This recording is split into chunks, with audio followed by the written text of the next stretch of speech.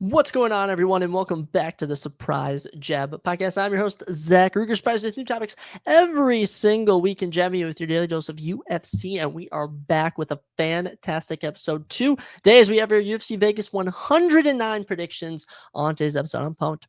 All right, this should be a very fun card, another Apex card. And mind you, the fights aren't that good per se, but look at last week. UFC Vegas 108 didn't have that good of fights, and they absolutely delivered with two Fight of the Nights. That's got to be one of the rarest things I've ever seen. I'm yet to see that in my 5+ years of watching UFC. I've never seen two Fight of the Nights on the same card. Also on today's episode, got some new UFC fights to talk about, looking at the rankings. And yeah, that's about it. It is a UFC loaded event or episode. I should better say UFC loaded episode today.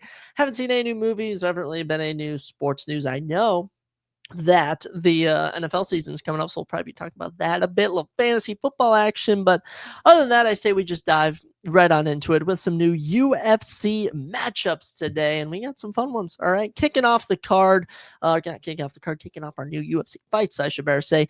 Perth, that's right, UFC Perth has a new light heavyweight matchup between Jimmy Crute. He is back already following that win over, was it Michael Okajacek?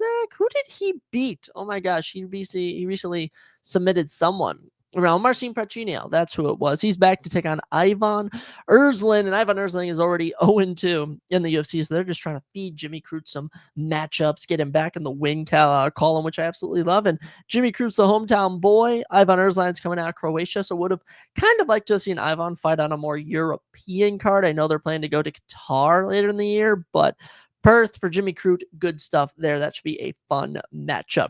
Another one for you. This one in the light heavyweight division, also on that Perth card. I have no idea how he's still the UFC, but the 6-4 Junior Tafa, who recently lost to whom? Who did he lose to? Junior Tafa just lost an absolutely atrocious fight. Wasn't he submitted in round 1 or something? I think that went down at, what was it?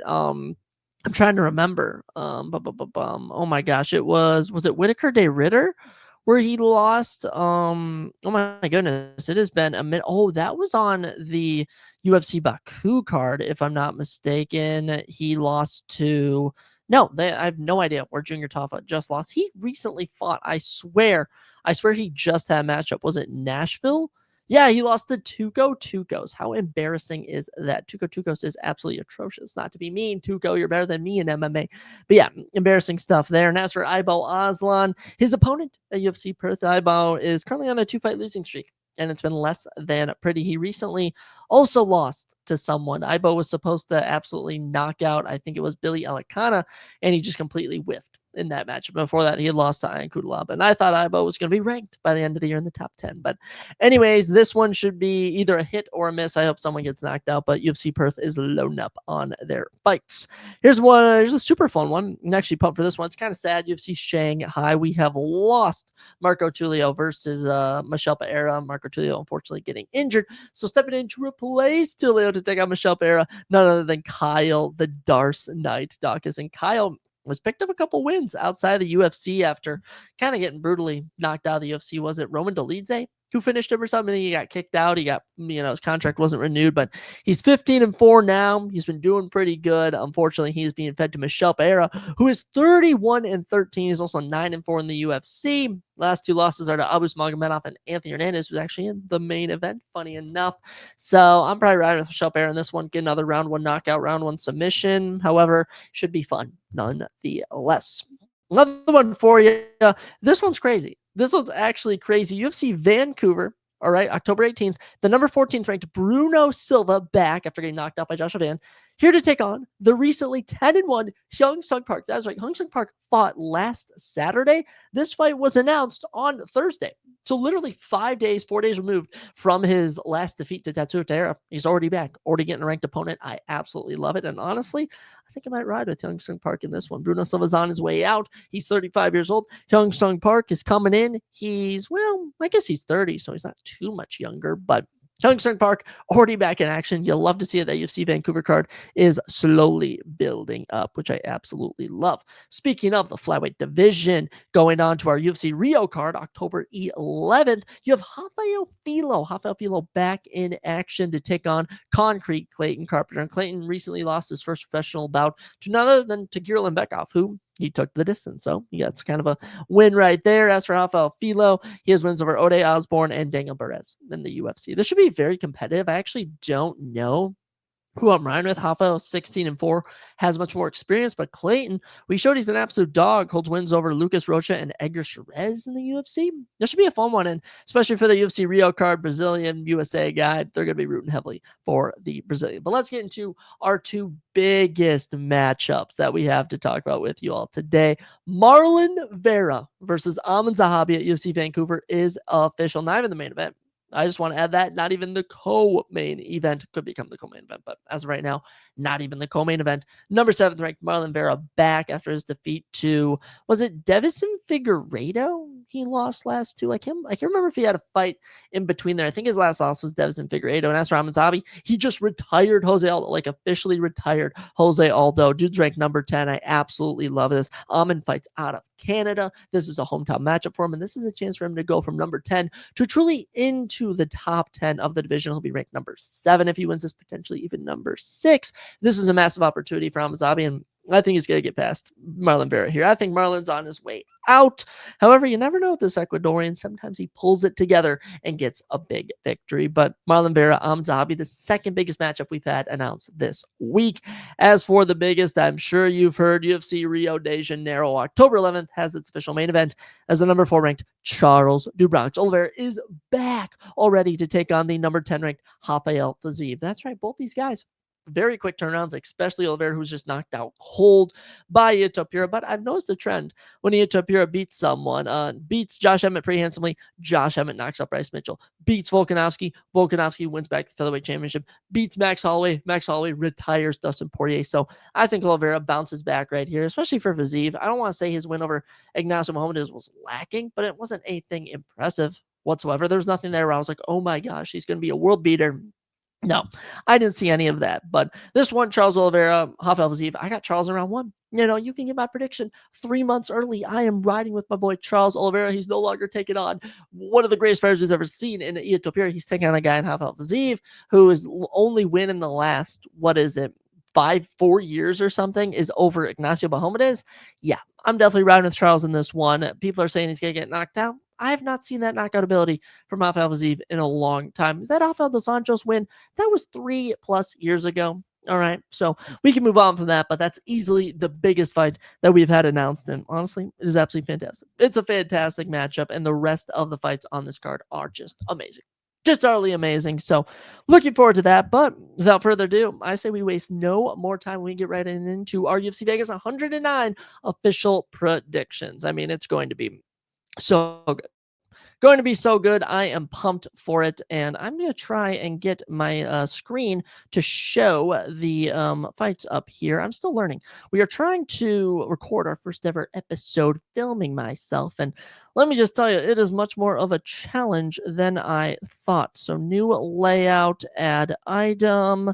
This is tough. This is tough when we do this on the fly. If you're listening live, you can just hear my internal struggles. You can hear what I go through while trying to do this. So we're seeing if this will work. If not, then we're just going to have to record my actual thoughts. But I thought it would be fun to show the card. I guess not. You know what? We're actually going to pause this and get back right to it. Oh, yeah, you already know. We're back. We solved it. And I love that you guys get to hear my inner dialogue as I work out all of this technology. You know, as technology savant or savant as I am, as technology savvy as I claim to be, I'm honestly not at times. Honestly, it's tougher than I thought. But here we are. This is your entire UFC Vegas 109, the 109th UFC Vegas card in front of you here today. And we're going to go through, we're going to drop our predictions. And unless I misplaced my highlighter, I thought we were going to be highlighting all of this. Gosh, we're so unprepared today, ladies and gentlemen, but it's okay. This is our first time ever filming ourselves for the podcast. I guess officially. I guess when I've had guests, I've done it. But here you are, UFC Vegas 109, and we get things kicked off a bit unconventional as this fight was made yesterday, and I just haven't had time to get any notes going for it. So Cody Brundage, Eric McConkey will be kicking off our card. Cody Brundage 11-6 with 1 draw and 1 no contest. Eric McConkey 9-3-1, 6 foot for both these gentlemen, 5 inches in reach for Eric. Pretty notable right there. 77 inches is 72. Southpaw with the left for Eric. Orthodox with the right for Cody Brundage. And I honestly thought Cody had a nickname, so I'm a little perplexed by that. But let's check in first with Cody Brundage. So I'll just have to write this in on my sheet. This fight was really made short notice. I'm very perplexed by this, but Cody Brundage, he's coming in here and he's just had the weirdest career. Cody Brundage has honestly had the weirdest UFC career that I've ever seen. If we just look at his run, just from the get-go, loses on Nimitz Contender Series, the debut against Nick Maximoff, embarrassing. Then gets back-to-back round 1 finishes, then gets finished by Michael Jasek, then gets finished by Rodolfo Vieira, then has the weirdest fight. Look at this against Cedric Dumas. Gets 2 takedowns, gets controlled for 11 minutes. I mean, it just abysmal. Then takes on Jacob Malkoun. Almost looks like the John Jones fight. Here with what's his face? Jacob Malkoun. Jacob Malkoun is just leveling him on his back, just laying into him. Lands 1 illegal elbow, debatable if it's illegal, and the fight stopped. The fight is absolutely, and he wins by DQ. Ridiculous. Then comes the Zachary Reese fight. In the Zachary Reese fight, Zachary Reese locks in a beautiful armbar, gets slammed on his head, and gets the slam finish. Insane. Then winds up on the UFC 300 main card against Bo Nickel. Can you believe Cody Brundage was on the main card over Jiri Prohaska, over Devison Figueiredo, over Renato Moicano? Insane. Obviously loses that one pretty handsomely. Then takes on Abdurazak Al Hassan, and that is ruled a no contest after I'm pretty sure Cody got injured or something there, like got poked in the eye or something. It was ridiculous. By the way, 23 significant strikes to 1. He was losing. Then takes on Julian Marquez, is about to get knocked out. The ref stops the fight to let I think it was either Julian or Cody put their mouth guard back in, and then Cody knocks him out. Ridiculous. And as you can see, an overturned draw against Mansour Abdul Malik. He originally had lost it. He appealed, and the committee overturned the win for Mansour to a draw. I mean, Cody Brundage has had the weirdest run by far, and he's one of the toughest guys to predict because honestly, he is so unpredictable. I'm so confused how he's even still in the UFC. As for Eric, we know little about Eric. This is his second UFC appearance. Last time he fought in Seattle, and Nursultan Ruzaboyev just destroyed him. Just utterly destroyed him. 20 significant strikes to 5, dropped him twice in round 2. 33 seconds in, knocked him out. It was embarrassing. So we don't know much about Eric, and what we do know is that Cody Brundage loves to finesse wins. He is an expert at finessing wins, and that is what he does best. So without further ado, we'll say Cody Brundage, and honestly, he hasn't gotten himself a submission in a minute. So we're going to say round 1 submission for Cody Brundage, a little guillotine. We'll say a round 1 guillotine. Eric will shoot or something, and Cody will lock it in. But after this one, I do have notes for each and every one of these matchups. First up, Gabriela Fernandez, if you will, takes on Julija Storya-Lenko. And Gabriela is coming in as the minus 400 favorite. Julija Storya-Lenko at plus 310 is the underdog. Gabby is 10-3. Julija 11-9-2. Wow. Just a goofy UFC record there, or MMA record. 5'7" to 5'6", 1 inch in height for Julija. They both have a 66-inch reach and a southpaw stance for Gabby. Orthodox for Storya-Lenko. Interesting. Very interesting. These two are pretty similar. Only really thing you can peek out here is an inch in height for Julija, which isn't much. Let's start with Gabriela in the red corner. 31 years old from Brazil. Actually trains at MMA Masters. Some other notable people to train at MMA Masters: Ricardo Lamas, Colby Covington, Nate Diaz, and Nate Landwehr. Actually, not Nate Diaz, Nate Landwehr, and Iato Pura. That's right. He has even trained at MMA Masters. Of those 10 wins, 2 knockouts and 4 subs. And Gabby's coming in 2-fight winning streak, and both of them big upsets. This is the first time in a while she's been a favorite in a fight. Obviously, as you can see, debuts in 2023, loses to Jasmine Jasudavicius, then loses to Teresa Bleda. Clearly a grappling disadvantage. Overcomes that against Carly Judice, wins a split decision fight of the night. By the way, Carly Judice is on absolute run. I'm actually pretty sure she's on like a 3-fight finishing streak, 2-fight finishing streak. So she's an absolute savage. And following that, beats Wang Kong, and she was a plus 900 underdog in that fight. That's right. You put $100, you put $1,000 down, you won $9,000. Oh my goodness. All on Gabriela Fernandez. And you know what? She's good at getting finishes. She's good at pulling off upsets. So see how she does in the favorite spot when she takes on Julija Storyalenko. And Julija, 32 years old, born in Kaunas, Lithuania. She fights out of Lithuania. And out of those 11 wins, she has 10 submissions. That's right. She's only ever been the distance once. Of her 8 losses, she's been finished 5 times, 4 by knockout, once by sub. And as you can see here from her UFC record, it's awful.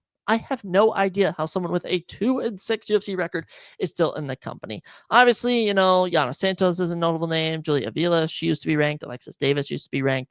The Jessica Rose Clark armbar, that was a big upset. Chelsea Chandler, that's embarrassing. Getting knocked out by Chelsea Chandler. The Molly McCann armbar was a massive upset win, but then last time she fought in February, just destroyed by Luiana Carlito. Just with 8 seconds left, just getting ground and pounded to death. What was the total strikes in that matchup? 138-21. It was abysmal. So Julia leaves little to be desired. She's 11-9-2. She's yet to really do anything. You best betcha we're going with Gabriela Fernandez. Break out the highlighter, and we're locking it in. You can also follow all my predictions on Verdict MMA. Find me on there. I think it's ZTR 2002, Zach Ruger, or some the Zach Ruger. You can find me on there. And that's where I have all my official predictions locked in on Verdict MMA. It's a big MMA app. If you're an MMA fan, why aren't you on there? Get on Verdict MMA. But Gabby over Julija. We don't need to waste much time with this one. We really don't. Should be interesting. We'll have to see, but women's flyweight division, it is what it is. Next up, welterweight division as Euros the Dr. Medic takes on Gilbert the RGV bad boy Urbina. Gilbert, what type of nickname is this? What type of nickname is this, Gilbert? Euros 10-3, Gilbert 7-4. 2 inches in height for Gilbert, 6'3" to 6'1", and 4 inches in reach, 75 to 71. Orthodox for Gilbert, southpaw for Euros Medic. Very interesting. Euros is minus 350. Gilbert at plus 285 is the underdog. A lot of favorites on this card. I kid you not, a lot of favorites on this matchup. Let's go with Euros Medic to kick things off. Euros Medic coming into this one, 32 years old, born in Serbia, but now actually fights out of Anchorage, Alaska. Funny enough. 8 knockouts and 2 subs give him a 100% finishing rate. Oh, and by the way, of his 3 defeats, he's been knocked out once and submitted twice. This dude has never been the distance. It's actually pretty crazy. He was actually supposed to fight Chaos Williams on UFC 316, but unfortunately pulled out of that matchup. So first time we're seeing him this year second time after getting knocked out by Punelli Soriano. That was an upset for Punelli Soriano. For Euros, you can see he's won on Damascus Contender Series. He's gotten some finishes here, 2 performance bonuses.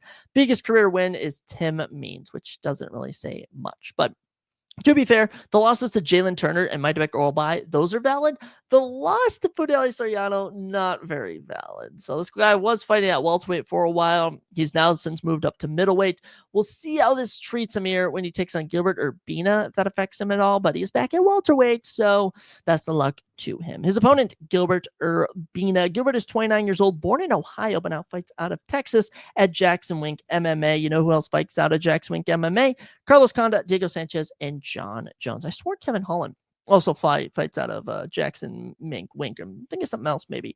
Of his 7 wins, 2 knockouts, and 2 submissions. And of his 4 defeats, he's been finished 3 times. His dude is actually supposed to fight Mike Mallet earlier this year, and instead Mike Mallet, I think, ended up fighting someone who he knocked out, so worked out well for him. But actually, I think it was Charles Radke. Did he fight Charles Radke? Yeah, Charles Radke fought Mike Mallet. That was actually the short notice fight which took place.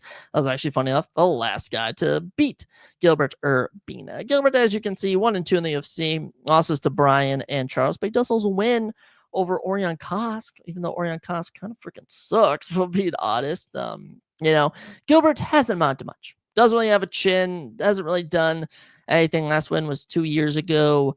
Everything's pointing towards a win here, of course, for what's his face, Euros Medic, but it's almost impossible to tell. We're going to go with Euros Medic. We're probably going to say round 2 knockout for Euros. He's never been the distance, and I can almost guarantee this fight is not going the distance. However, it would seem that potentially this would be the one fight where he does go the distance. So we'll have to see. But Euros Medic over Gilbert being out round 1 knockout. That's my official prediction.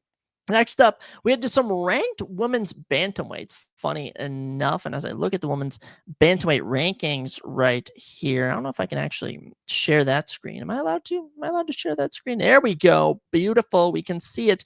As we go to the women's bantamweight rankings, if it'll let me scroll down, Jocelyn Edwards in here at number 14 will be welcoming none other than Priscilla Cashwade. And this is a fun fight. That's a really fun fight, for the women's bantamweight division. And that's because both these women are coming off of knockout wins. So Jocelyn La Pantera Edwards, 15-6. Priscilla Zombie Girl Cashweda, 13-6. 5'8" to 5'7", 1 inch in height for Jocelyn, 5 inches in reach. Very notable for her 70 inches to 65 orthodox stance for both of our ladies. Jocelyn coming in at -250. Priscilla coming in at +205. She is the underdog. That's right, Jocelyn -250 is the favorite. And we'll actually start with Jocelyn. She's ranked number 14. She's worked her way back after going on 2 straight losing streaks. And you know what? Right now, 2-fight winning streak, 5 finishes. You love to see it. 29 years old from Panama. She now trains out of King's MMA. Some other people who train at King's MMA: Rafael Dos Anjos, Shogun Hua, Fabricio Verdum, and Benil Dariush. Good for her.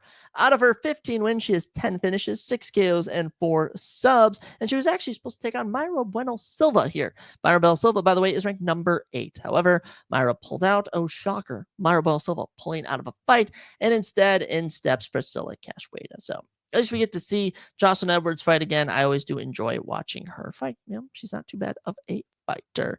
As you can see, starts off her career pretty good in the UFC, then loses 2 straight, wins 3 straight, loses 2 straight, and was really looking for some plays. What's she gonna do? Submitting Tamiris Vidal, that's a start. Earlier this year, Kansas City knocks out Chelsea Chandler in 2.5 minutes. That is what you do. Jocelyn coming in with some momentum, coming in off a beautiful knockout. I'm really liking her odds here. However, won't be easy as he takes on Priscilla Cashweda. 36 years old from Rio de Janeiro. Of her 13 wins, she has 8 knockouts. And of her 6 defeats, she's been submitted 4 times. And she has just had the craziest UFC run. Debuts against Valentina Shevchenko. As you can see, Valentina utterly dismantles her.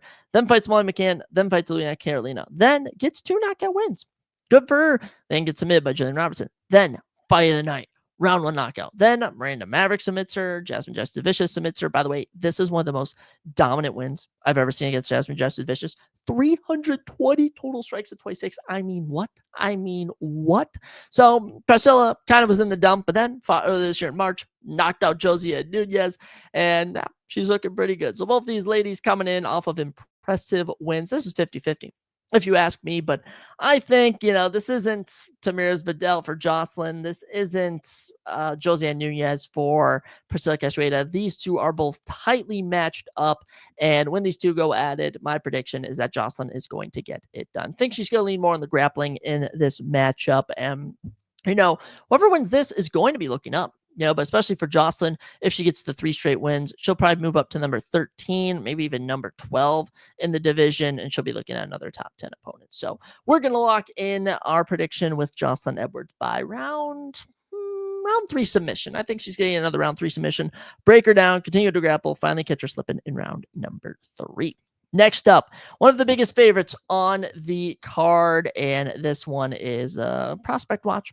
Prospect Watch here as Elijah Smith takes on Toshima Kazama in the men's bantamweight division. Elijah Swift Smith, good nickname.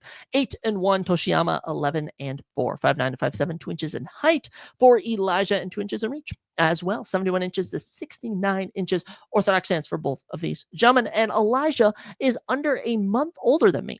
Funny enough, it's so cool to see people around my age. I'm 22 years old, turned 23 in October coming up. It's always cool to see guys in the UFC that are my age just kicking butt. It's honestly incredible. But Elijah, -515, Toshiyama +370. Oh my goodness. This is one of the biggest favorites I've seen in a while, and I've seen a lot of favorites. Elijah Smith, let's start with him. 22 years old from Colorado Springs, Colorado. Is currently on a 6-fight winning streak. Very cool. 4 knockouts and 1 sub, give him 5 of his 8 wins by finish, and his only loss was to Reyes Cortez in 2023. And funny enough, Reyes Cortez is a former UFC fighter, and that was actually for a championship. But since then, Elijah has been on absolute roll. Won on David's Contender Series, then beat Vince Morales in his debut. Wasn't the most dominant win, And I think Vince Morales gave him more of a run than he should have. But at the same time, you always have to deal with tough fighters. It's always going to happen. And for Elijah, this might have just been the start of his UFC career. And, tough win right there. But his opponent, Toshiyama Kazama, has had a very interesting run. Toshiyama is 28 years old from Japan, and 9 of his 11 wins have came by finish, 3 KOs, and 6 subs. Of his 4 defeats, he's been finished 3 times by knockout. So, as you can see here, Rinya Nakamura knocked him out, and Garrett Armfield knocked him out. But he won on road to the UFC. Last time he fought in August, he beat Charlampus Griago, got performance on that triangle choke. So not completely out of the cards for Toshiyama to pull off some crazy upset or something. But I don't know. I think Elijah is just going to get a decision win here. I think it's going to be one of those that each land takedowns, they each land big shots, but Elijah is going to do more. He's the younger prospect by 6 years, and that's just what I'm thinking. He's minus 515 for a reason. And as I look at the start of this card, you could honestly ride with any underdog on this entire card. You really could. But I get this feeling that a lot of these prelim matchups are going to go to the favorites. Now, when we get to the main card, that's where you're going to start to see the underdogs come alive. But we are going to go with Elijah Smith by decision. I think if this fight is anything of entertainment, I will be very surprised and very happy. So that's safe to say. With that, I think this is going to be a 6-fight main card. So this is going to be your final prelim, and we're back in the men's light heavyweight division. Julius Juicebox Walker taking on Rafael the Lion Cerquera. Julius 6-1, Rafael 11-2, 6'4" to 6'3. Got some tall boys, 1 inch in height for Julius and 2 inches in reach as well. 78 to 76. Orthodox stance for Julius, southpaw for Rafael Cerquera. Julius minus 605, massive favorite. Rafael coming in at plus 455. Whew. And I tell you guys, a lot of heavy favorites on this card. Julius, 26 years old, born in Connecticut, but now fights out of Missouri. Of his 6 wins, 6 finishes, 4 knockouts and 2 subs. And his 1 loss is a split decision fight of the night against Alonzo Menefield back in Seattle. Yeah. Clearly, Julius Walker is UFC ready. He just ran into a Alonzo Menefield that wasn't fighting someone in the top 15. All right. So Julius in that fight was in it the entire time. He landed some big shots on Alonzo Menefield. As you can see, he even landed a takedown on him. Julius is clearly ready for another shot. And I think they're priming him up to get a round 1 knockout when he takes on Rafael Cerquera. And Rafael Cerquera, 35 years old from Brazil, actually trains out of Galupa da Lula, or however you say it. Same gym as Halton Almeida, I think number 5 ranked men's heavyweight. Actually, where is Halton Almeida nowadays? Where is he ranked? Halton is number 5, just as I knew it. And of his 11 victories, Rafael Cerquera has 8 knockouts and 2 subs. Now, both of his losses have came to by knockout. Both of them have been embarrassing. Both of them have been in the UFC. I'll say that for certain, is that Rafael Cerquera has had a rough go. Debuts against Aibal Aslan, knocked down 51 seconds. Takes on Modestas Bukauskas, knocked down 2 minutes and 12 seconds. And the Modestas one was far worse than the Aibal one, because Modestas actually put him out cold, which was fun to see, especially as a Modestas Bukauskas fan. Love seeing that. But yeah, Rafael Cerquera knocked down his last 2 matchups. I mean, I don't really have to spend any time on this. If Rafael pulls off the upset, I will be severely surprised. I'm going with Julius Walker by round 1 knockout. I liked what I saw from Julius before. 9 years younger. He's also coming off a split decision, lost fight of the night. And Rafael's been knocked out cold last 2 matchups. And, Ivan didn't necessarily knock him out cold, but yeah, Modestas Bukauskas put him out cold. So for the prelims, riding with Cody Brundage, riding with Uros Medic, riding with Gabriel Fernandez, riding with Jocelyn Edwards, riding with Elijah, riding with Julius. Hate to say it, we got no underdogs on the prelims. But let's get into the main card, where honestly, I'm feeling a bit more risky, guys. I'm feeling a bit more risky here with our main card predictions. And, I'll say this, is that this main card, it's not too bad. Not too bad of a main card, especially for the Apex. It's tough to really get good fights in the Apex. So you just have to take them as they come. And we kick things off, middleweight division. Eric, ya boy Anders, taking on CLD Christian Leroy Duncan. Eric Anders, 17-8 with 1 no contest. Christian Leroy Duncan, 11-2, 6'2", 6'1". 1 inch in height for Christian Leroy Duncan, 4 inches in reach as well, 79 inches, 75. Southpaw for Eric, switch stance for CLD. And Eric is plus 425. CLD is minus 575. 5. So we're actually going to start with Eric Anders here. Eric Anders coming in, 38 years old, from San Antonio, now fights out of Birmingham, Alabama. 10 knockouts and 1 sub of his 17 victories. He's only ever been finished twice out of his 8 career losses. Now, mind you, those have come against Andre Muniz and against Thiago Santos. So it's very tough competitors, including the Thiago Santos one was in the main event, for goodness sake. As of late, he has been competing in some grappling matches over the last 3 years. He's actually taken on Joe Pyfer, Kyle Dawkins, who we're seeing fight Michelle Pereira in Shanghai, and even Andre Petrosky, who is a known grappler. But Eric's been on a good run. Eric has had a crazy run in the UFC. This is year number 8 for Eric. And, he's fought some tough guys. Lyoto Machida, split decision. Thiago Santos, fight of the night. Khalil Roundtree Jr., he took the distance. Gerald Mearshart, he's beaten. He's fought Andre Muniz, Junior Park. Marc-Andre Baliout was his last defeat. Fight of the night. And, since then, beaten Jamie Pickett and beat Chris Weidman. He actually knocked out Chris Weidman, and just an insane fight. Chris Weidman knocked out Eric Anders, should have knocked him out, and then Eric flipped the tide and finished him in round number 2. So Eric's coming in with a little bit of momentum. Good for him. He's 38, still trying to pick up some wins, and if he wins here, he'll be on a 3-fight winning streak.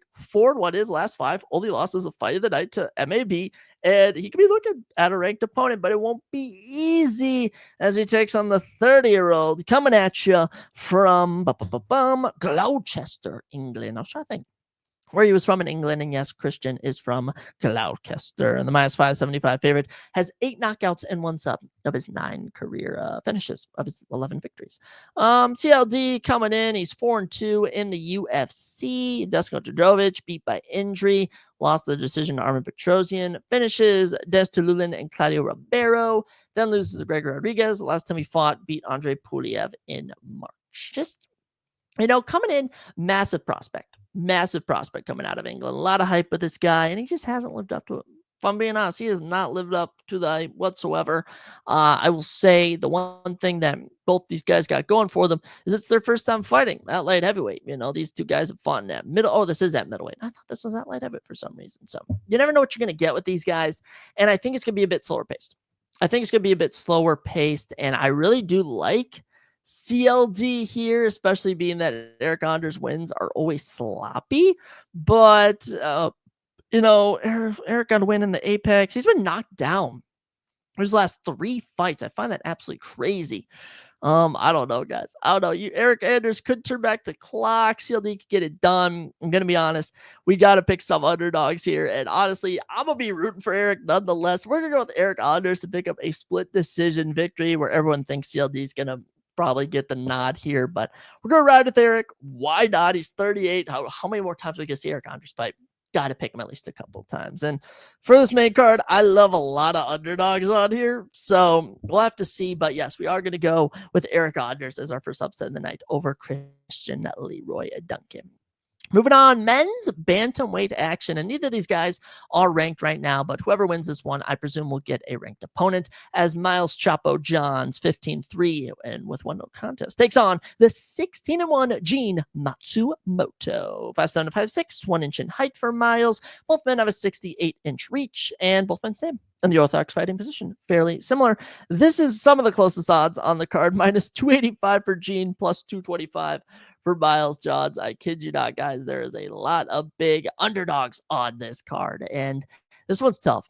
This one's going to be tough. It's going to be gritty. And it's going to be good. Let's start with Miles Johns in this one. 31 years old from Kansas, born in Kansas, but now fights out of Texas. Actually, I think it's Dallas. Fights out of Dallas at Fortis MMA. Diego Ferreira trains there. Ryan Superman's band, Jeff Neal, and Muhammad Usman. That's right. They all train there. Now, of his 15 wins, he has 6 finishes, 4 knockouts and 2 subs. This is a decision merchant, and he's only, I think of his 3 defeats, he's been finished twice. So Miles, more often than not, is going the distance. Won his Dana White's Contender Series matchup in 2019, debuted 1, then get hit with a flying knee by Mario Batista. Then 2 performance of the nights, amazing. Then gets finished by John Castaneda. Then picks up a win, was supposed to get a win over Dan, but that was overturned. Beats Cody Gibson, beats Douglas Silva de Andrade, runs into Felipe Lima, and it loses the decision there to end 2024. So Miles, 31, he's still young. It's just he hasn't done much. He had those two exciting matchups, performance of the night knockouts, and since then, nothing is really mounted for him. And it's kind of sad to see because Miles Johns has a lot of potential. He's got the look, he's got the moxie, but that's just not really translating into his abilities. By the way, Felipe Lim is tough. Douglas and Silva de Andrade, that was a boring matchup nonetheless. So we'll see how Miles does as he takes on the absolute killer that has been Gene Matsumoto. Gene, 25 years old from Sao Paulo, Brazil. 9 of his 16 wins are by finish, 3 KOs and 6 submissions. And yes, his only lone defeat is to Rob Font, which he lost to in Seattle by split decision. Now, in that matchup, I do want to say I thought Gene won. I did pick Rob, but I thought Gene got enough done. Round 2, 5 of 5 on takedowns. Round 3, outstruck him a bit significantly by 1. So I thought Gene did enough, but hey, we picked Rob Font, so our prediction was right. Nonetheless, however, I would have liked to have seen Gene Matsumoto get the nod. So far, won in the Contender Series, submitted Dan Argueta in his debut, and then beat Brad Katona by decision. So not that much has really happened in the career of Gene Matsumoto, but I just think if we're comparing two guys that go the distance, if we're comparing two guys that have similar fighting styles, I'm going with the younger guy. I'm going with Gene Matsumoto here. I just love me some Gene Matsumoto, and especially being that he took Rob Font, who we've seen Rob Font has murdered prospects before. Look at Adrian Yanez, who he turned back. Look at Cody Garbrandt when he's trying to make a career revitalization. Rob Font has turned them back. So I think Gene uses the grappling, gets the better of Miles Johns, and almost like drowns Miles Johns in just some grappling, which we're going to mention drowning and grappling in our main event. But for here, going with Gene Matsumoto, bantamweight division, only 25 years old. Best of luck to both of these competitors. Following that, we get into another interesting matchup here. I just love the interesting matchups here. Featherweight division, Andre Touchy-Feely and C-Rod Christian Rodriguez. Andre 24-12, Christian 12-3. Oh, don't forget the 1-0 contest for Andre Feely. 5'11" to 5'7", 4 inches in height for Andre Feely, 3 inches in reach for him as well. 74-71 orthodox stance for both of these fighters. Andre Feely plus 200, C-Rod minus 220. So at plus 200, that is officially the closest odds we have on this card. Can you believe that? Is that ever happened before where there's been an entire card, closest odds are a minus 200 and a plus 200? That says a lot about how, discrepancy of, what am I trying to say? The discrepancy of the betting odds for this card are very high compared to the past ones that we've seen. Now, this matchup is super interesting. We're going to talk about here in a second, but first let's talk about Andre Feely. 35 years old, born in Washington, the state, then moved to Sacramento, trains at Team Alpha Male with Uriah Faber, Song Yedong, Josh Emmett, some of the people that fight at his gym. Of his 24 wins, 13 finishes, 10 knockouts, and 3 subs. And of his 12 defeats, he's been finished 7 times, 4 by knockout, 3 by sub. And as of late, as you can see, Andre Feely has just gone win, loss, win, loss, win, and a loss. Now, he's just had a pretty hectic career. That's just been the story of his entire run since joining the UFC. Been with the company since 2013. This is year 12 for Andre Feely, and he's fought some who's who. I mean, Max Holloway right there, Yair Rodriguez, Calvin Kattar, Michael Johnson, Sodiq Yusuff, Charles Jourdain, Bryce Mitchell. He's fought a lot of tough guys. Now, as of late, we'll look at the last 2 years. I was seeing a thing in Wood that was a close fight. Lucas Almeida knocking him out, awesome. Getting knocked out by Dan Fige, not awesome. Absolutely laying into Cub Swanson fight that night, amazing. Did take on Melquiz Ocasa, but Melquiz Ocasa is kind of on a run right now. He's actually 3-0 in 2025, 4-fight winning streak. So don't really want to hold that against him too much. I will say the grappling disadvantage has always been there, and when he takes on a power puncher, that'll hurt him. But Andre Feely, no matter what, is always in the fight at 35. Now's the better time than ever to get some wins together and try and get a ranked opportunity. But we'll see how he does against the Prospect Killer. His name should be the Prospect Killer. That should be his nickname. And Christian Rodriguez. C-Rod, 27 years old, from Milwaukee. Trains out of Rosenfort MMA Academy. Other people that train there, the Pettis brothers and Ben Askren. He used to train there. Funny enough. 3 KOs and 4 subs give him 7 of his 12 wins by finish. And yeah, this is literally the only people that C-Rod beats in the UFC are prospects. All right, let me take you through his one. First off, Reyes Cortez Jr. here. We mentioned him earlier. This was the lone guy to defeat Elijah Smith, funny enough. Then takes on his debut, Jonathan Pierce. Jonathan Pierce beats him. handsomely. Then takes on the undefeated Joshua Weems, hands him his first loss. Takes on the undefeated Raul Rosas Jr., hands him his only loss. Takes on the undefeated Cameron Saban, hands him his first loss. Takes on the undefeated Isaac Dalgarian, hands him his first loss.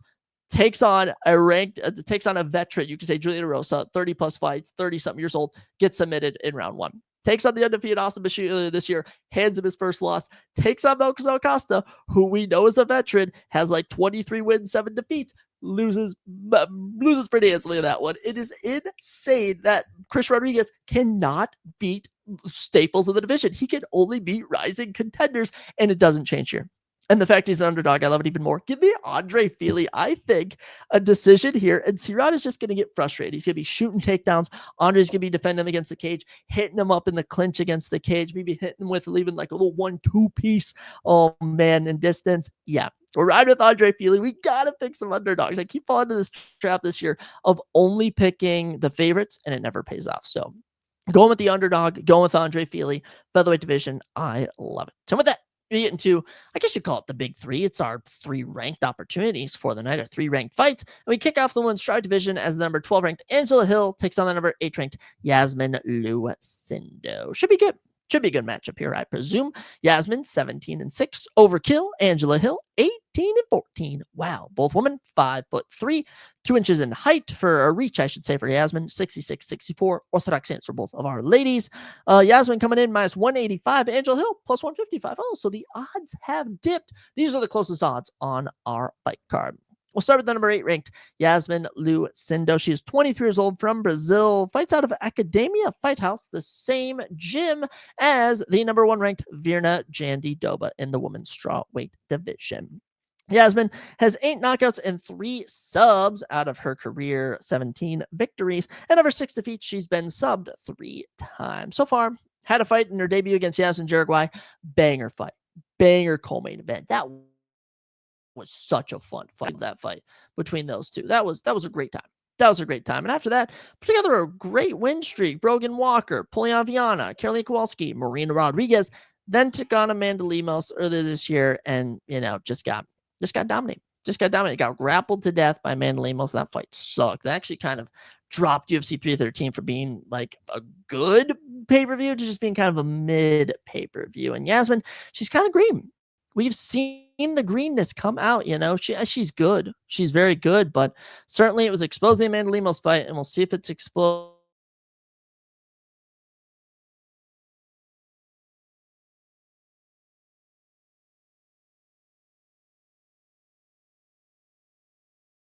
over 18 wins. She has had 6 finishes, 5 KOs, and 1 sub. And of her 14 defeats, she's only ever been submitted twice. So if you're going to see Yasmin get done, it'll be a submission. Angela, been in the UFC since 2014. I mean, legend. Just a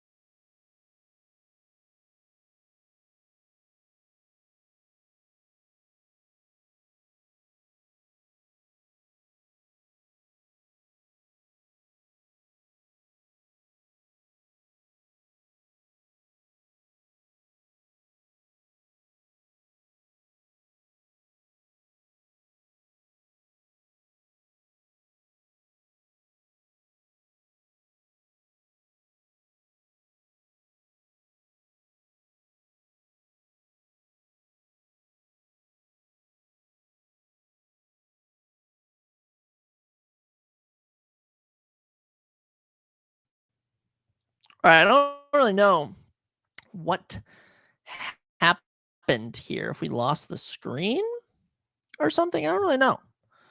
I don't even know if we lost our screen or something. This is the craziest test run that I've had in a while.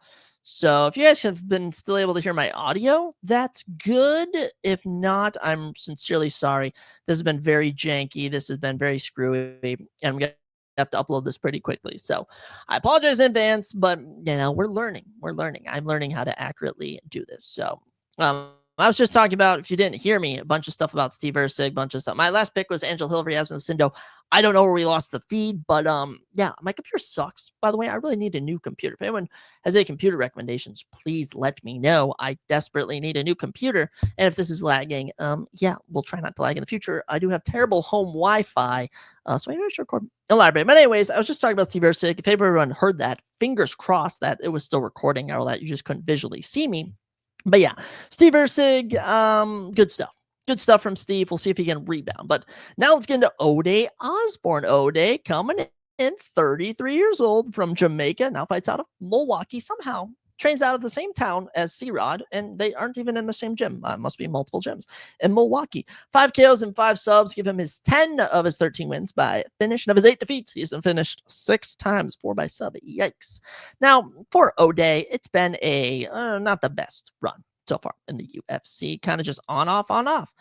Look at him starting off his run, wins on the Contender Series, loses his debut, then wins, then loses, then wins twice, then loses, then wins, then lost 3 straight. That really hurt him, but redeemed himself. Knockout win over Louis Garulli, where he was an underdog in that fight, so that was good stuff for him. But yeah, Ode, he's good at grappling.